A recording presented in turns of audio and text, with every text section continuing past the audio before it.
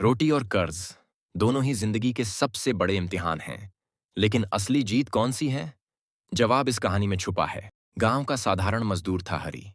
सुबह से लेकर शाम तक खेतों में काम करता, पसीना बहाता। लेकिन मेहनत की कमाई इतनी कम थी कि घर चलाना ही मुश्किल हो जाता।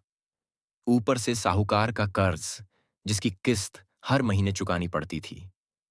कर्ज चुकाने और घर चलाने के बीच उसकी जिंदगी हमेशा पिसती रही। घर में पत्नी लक्ष्मी और एक छोटा बेटा था। लक्ष्मी हमेशा कहती, हरी पैसों से ज्यादा जरूरी है कि घर के चूल्हे में रोज रोटी जले। लेकिन हालात ऐसे आ गए कि चूल्हे में जलने के लिए लकड़ी भी नहीं बचती थी। उस दिन घर में बस दो ही रोटियां बनी। लक्ष्मी ने एक रोटी बेटे की थाली में रखी, दूसरी हरी की ओर बढ़ाई। बेटे ने रोटी खाते खाते कहा, बाबा, माँ ने आज खुद नहीं खाया।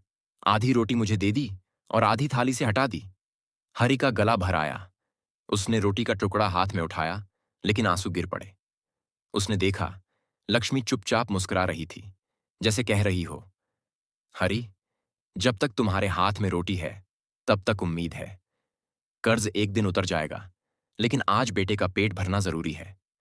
हरी को पहली बार समझ आया, कर्ज तो इंसान के सिर पर बोझ है, जिसे कभी न कभी चुका दिया जाता है। लेकिन रोटी, वो सिर्फ आटे का टुकड़ा नहीं, बल्कि परिवार की भूख, प्यार और त्याग का प्रतीक है।